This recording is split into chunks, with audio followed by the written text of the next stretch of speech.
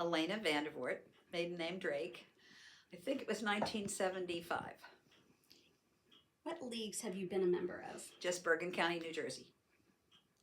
What made you decide to join the Junior League? Friends in Ridgewood, when I was married in 71 and I was doing a lot of volunteer work in New York City.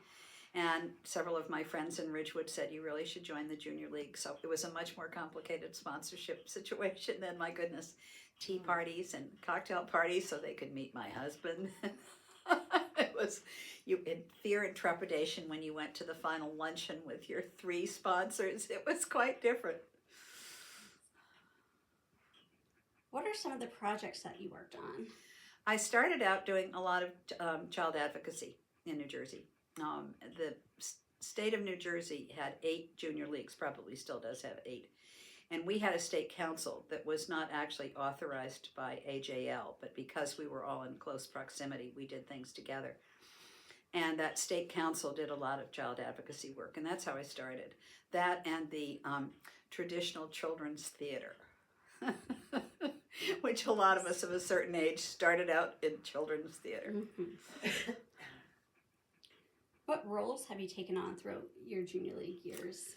I catapulted into vice president and then president relatively quickly, although I was chair of historic preservation, and I morphed into doing a lot more in historic preservation. What did you learn from being part of the league? It was a lot of practical training. It was a wonderful training ground. I mean, I worked in museums, etc., but the league really did have the most wonderful skill set for all of us, which I really have benefited from all these years. What is your favorite memory from being in the league? Oh my goodness, there were so many. The last year I was president, we did a designer show house, the third we had done, and it was in Englewood. It was a huge house on the East Hill, and it subsequently was purchased by Eddie Murphy, the actor.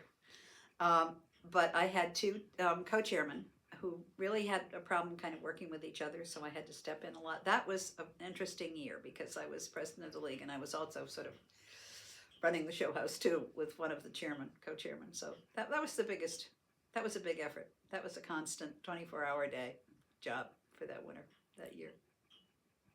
Is there anything else you'd like to add, or any stories, or anything of your Junior League years or experiences? Well, again, it was a wonderful way to meet people, as I say, when I was first married, and because of my art history background and having worked in a museum, I did a lot of volunteer work in New York City, and after a certain time, you think you really have to plant your feet where you live. And it was a wonderful way to meet people and get involved in various projects. As I say, I worked a lot in historic preservation. We were trying to build a county museum. I was very involved in that, so it gave me a lot of contacts with county government, etc.